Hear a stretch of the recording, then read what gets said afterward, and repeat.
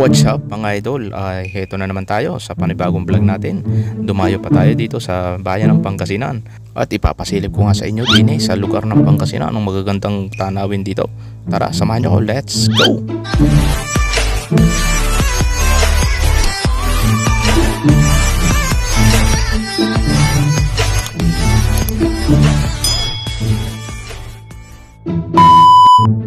Ayan na nga mga idol, binabagtas na namin ang kalsada ng Maynila.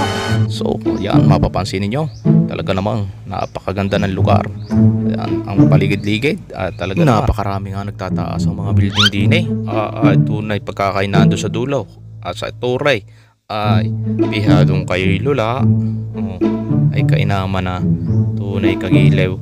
Ayan, kitang kita pa ang liwanag ng araw ay sunset. At dahil nga maganda ang panahon ay napakaganda ng liwanag ng kalangitan, kaya ang sunset talagang sinasaliwalas at maliwanag ang panahon, kaya napakagandang magbiyahe papuntang norte. Kaya naman mga idol, ipinapasilip ko sa inyo, talagang inyong tingnang maigay ang mga kapalagiran at talaga namang kayo maaliw sa lahat ng ating madadaanan. Kahit po ako ay talagang ako'y aliw na aliw sa aking mga nakikita ay ang mga kabukiran sa ligid-ligid ng karsada. Talaga namang kayo mamamangha sa dami ng inyong pagmamasdan. May napansin nga lang ako mga idol, habang kami binabagtas namin aring karsada ng papuntang norte, ay alam ganyan kung ano kang tawag din sa kahoy na namin nadadaan ng aray, ay puti ang puno. Ay, hindi ko aga alam kung anong tawag din ay kaganda ay halos pare-parehas ang kulay. Pinagputol-putol na puno, pero nung maputol ay talagang napakaganda. Siguro kaya aray pinutol ay gawa ng baka sa paglakas ng bagyo o mga daraang mga sakuna, ay baka makalaglag nga naman sa karsada, makatumba, ay di nga naman makakasala pa ng sasakyan, ay di magiging sanhi pa ng traffic.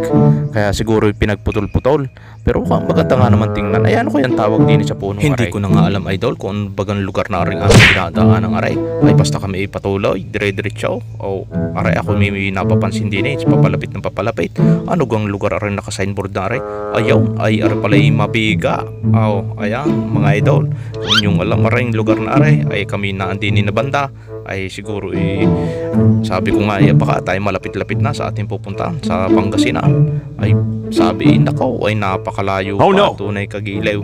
Ay di kami basta dire-diretso patuloy ng patuloy, ay kaya kami kahit papaano, kahit malayo ang biyahe, ay di aliw na aliw naman sa nakikita sa paligid.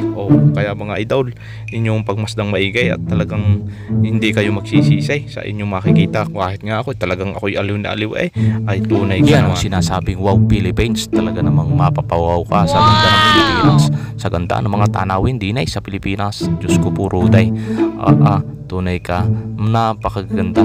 Maging sa norte o sa Luzon ay talaga namang ipagmamalaki ang bansang Pilipinas. Tunay ka naman ay talagang hindi magpapahuli sa gaganda ng tanawin kumpara din sa ibang bansa.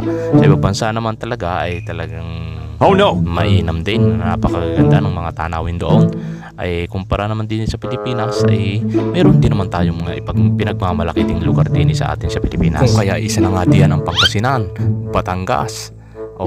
Ay ano baga, sa Batangas ay naandyan ang mga nasugbo, kaya ano-ano pa. At yan nga po ay mga puntahan ng mga turista, binibisita dahil nga sa ganda ng mga tanawin. At nga pala tayo din sa lugar ng Pangasinan, ay kami nga pala po ay nakarating na. Ito na nga pala, nandito na kami sa Pangasinan at nagkita kami ng masarap na kainan sa tabing karsada. Talaga namang mapapakain kayo, ay bukod sa malinis, maganda, ay talaga namang napakasarapan ng luto nila. Ay kasabihan pagka mga Ilocana ay talagang magagaling magluto at masasarap magluto ang ayan nga po't pumili na kami ng aming kakainin. At talaga naman sa gutom ay sa layo ng biyahe ay talagang matindi ang sinaba ng gutom. Kaya naman ay pumili na kami, ay talagang kahit saan din kahit anong piliin ay napakasarap, tunay kagilew. Ayan na ang aming napili, ay kami hindi na magkanda ugaga din sa pagkain at palibhasa nga ay gutom na gutom na. So ayan mga idol, yun yung tingnan. Hindi ko alam kung ano mga tawag din sa nilang takna ay talaga namang masarap ay kayo. So ayan na nga, nung makatapos kami kumain ay di syempre ay kami ikaor na uli. Ayan, dahil medyo malapit-lapit na nga ang bahay ng aming pupuntahan na pinsan ni Harold na aking pamangkin doon sa may namatay niyang pinsan.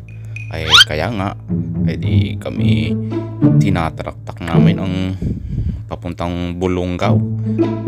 So kita nyo naman ay kagaganda ng mga tanawin din sa paligid-ligid at nadaanan namin ang kanilang palengkihan. Ay arala pala ang kanilang public market din So ayan na nga, ay kami tuloy na nga ang kaor namin at nga sabi malapit-lapit na daw na kaunti ang aming basaysay na pupuntahan.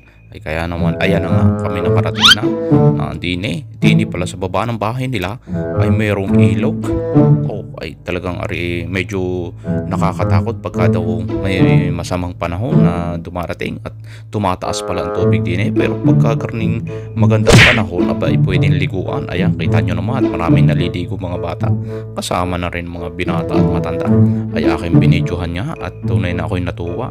May ang din akong napansin mga idol din sa parte ng Pangasinan palang ay dini pala ay ang patay ay hindi masyadong maselan dahil dini pala ay ginaganap ang may kantahan, may sayawan. Ay akalain nyo ay dini lang ako nakakita na ang patay ay sinasayawan at kinakantahan. Ay nako, ay sa amin sa parting Batangas ay nako, hindi po pwede ang garne at baka magarote. Ay siguradong pag may garnihan ay nako, ay mababalibang at tunay na bawal sa amin ang pagkarine. Pero dini pala sa parting Pangasinan ay nakakatuwa at tunay namang may pagkarning pasayaw at may kantahan pa. So ay sino nga namang hindi matutuwa? Ay di nga naman sa kanilang sa pagpanaw ng namatay ay hindi malulungkot at hindi kaya naman sa tuwa ko at sa mangha ay aking ang binidyo na. Ayan, kita nyo ka naman at may nagsasayaw pa ay ari ka anak ng namatay. Ay talaga namang pagkatuwa ko ay kita nyo ka naman ang pagsasayaw. Ayan maraming step, isang moves. Ay hindi, joke lamang. Ayan ang pasaya lang, tunay ka at may kumakanta pa. Ay kilala nyo ka rin mga idol. Kung kilala din ay shout out din sa pamangking ko na aray. Pag sagaling kumanta ay tunay kayo giliw. Ay kung gusto nyo kayo aawitan na rin ng isang matindihan ayan partidang may konting baray. Ayun nga mga idol, inihahatid na namin sa huling hantungan niya doon sa kanyang paroroonan at idinaan muna namin sa simbahan din sa kanilang bayan. So kaya kailangang mabindisyonan at madasalan ng pare. Ay pagkatapos na habang kami nag-aantay ay alam nyo naman ay talaga naman medyo nga may kaunting katakawan nga naman kaming dalawa. Ay sinama ako ng pamangking babae at sabi, titaw ay ikaw gutom na. Sabi ko ay sus Mariusay, ay may sakit lang ang tinatanong. Ay siya, tayo dinit, ako'y bibili ng merienda natin. So kaya nga kami bumili ng merienda. Ay di habang kami nagmimerinda ay di patanaw-tanaw at baka kami maiwanan ng inihahatid namin. So ayan, nung katapos kami ng pagmimerinda ay di amin yung inihatid na sa huling hantungan mismo din sa sementeryo. Ari ang kanyang paglalaga ka ng kanyang labi. So ayan mga idol, inyong pagmasdan ay talaga namang siguro ay bagong gawang sementeryo dahil medyo kakaunti pa ang nakalibing pero napakaganda naman ng sementeryo yun. So nung kami makauwi nga, pinasyal muna ako ng aking pinsan. Hindi daw sa kanilang pinakamagandang hanging bridge. Ay sabi ko ay siya, ay tayo nga at masilip ko ang sinasabing hanging bridge. Ay ayan nga mga idol, ay tunay naman. Oh no! Kaganda ay talagang nakahangi. Ari daw ay kapag may bagyo o masama ang panahon, at talaga naman tumataas ang tubig din ay pero may naliligo pa rin. Ginagawang ika nga ay playground at talagang tumatalon doon sa bandang unahan. At di pagka naandinin na sa tapat na aray, ay di sumasabit din sa hanging bridge na rin at di sumasalta. Aba ay medyo nakakatakot yata o doon.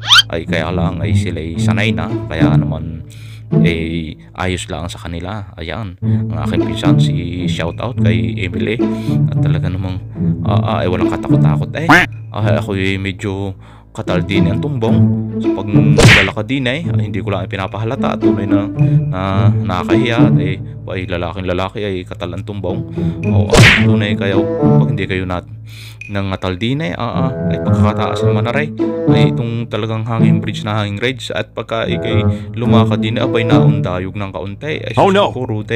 Ay talagang katal ang tumbong ko din tunay kagilaw.